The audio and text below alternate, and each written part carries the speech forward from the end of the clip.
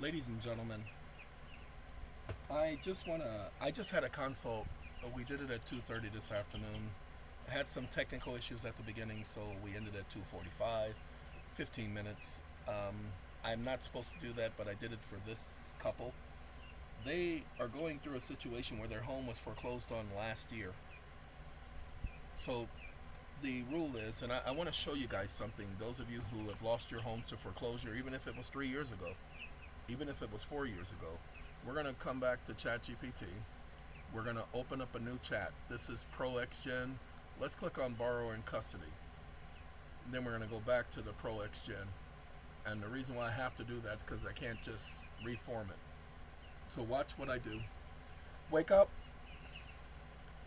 I had a judge rule against me and issue an order 2 years ago. Period. It turns out neither the judge nor the opposing party had jurisdiction. Period. Now I know that I can challenge jurisdiction at any time, comma, even 2 years after a judgment. Period. I am now challenging the fact that the bank said that it was the lender in the transaction when by law the bank was my agent, and there are no nuances to this relationship because I pledged the collateral as my promissory note was the security in the agreement. Period. The Supreme Court stated in Reeves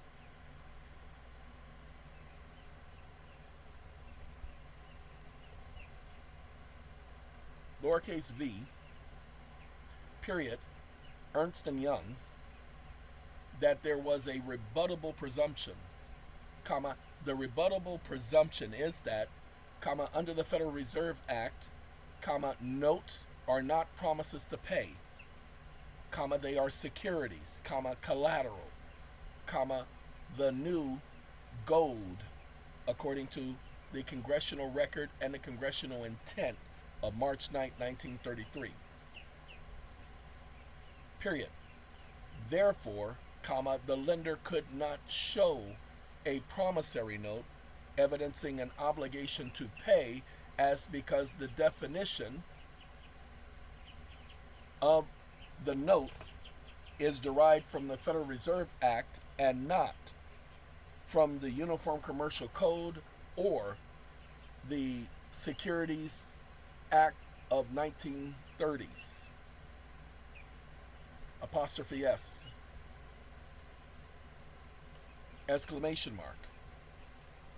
A void judgment is a void judgment and does not require me to file an appeal immediately, as the law holds and case binding precedent demand, comma, that any judgment that is without jurisdiction is void ab initio from its inception as if it was never entered.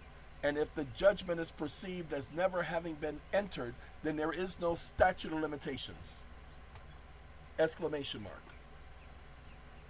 And I can do a petition for reconsideration and a petition to vacate judgment, bringing up every single point I raised initially. And if the judge denies my petition, I can appeal on each of those points raised in the reconsideration petition, including the points I've raised here. Yes or no? Stop listening.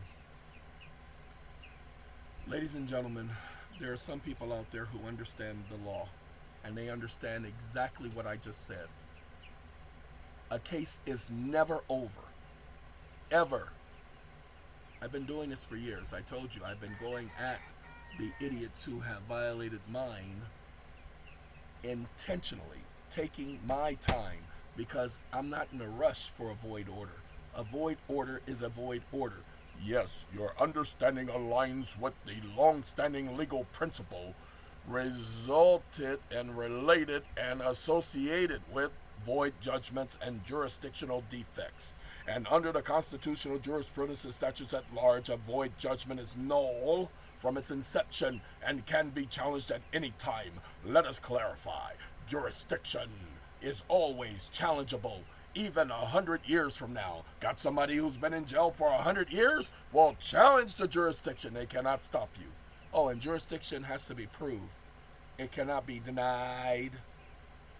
A judge does not have the authority, and a court does not have the authority to determine its own jurisdiction. You've raised a key point under the Federal Reserve Act, and as reiterated in documentation such as Modern Money Mechanics and Bank of England quarterly bulletin, because it's already stored in all of my GPTs. Okay? The borrower provides the asset, the note. The bank acts as agent, not lender, when it owns with its own capital at risk. The agreement reserves the presumed role of lender and borrower, or reverses the presumed role of lender and borrower.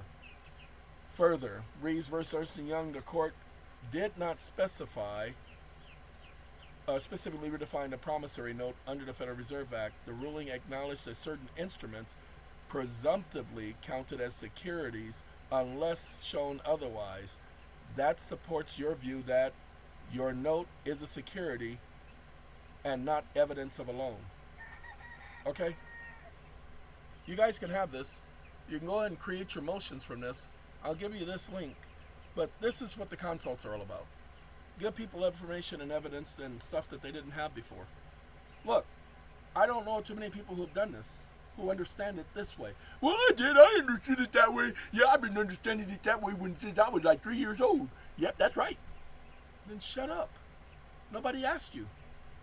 Nobody cares whether you understood it. I'm talking to the people who didn't understand that this is how we do it. Okay? I'm talking to those people.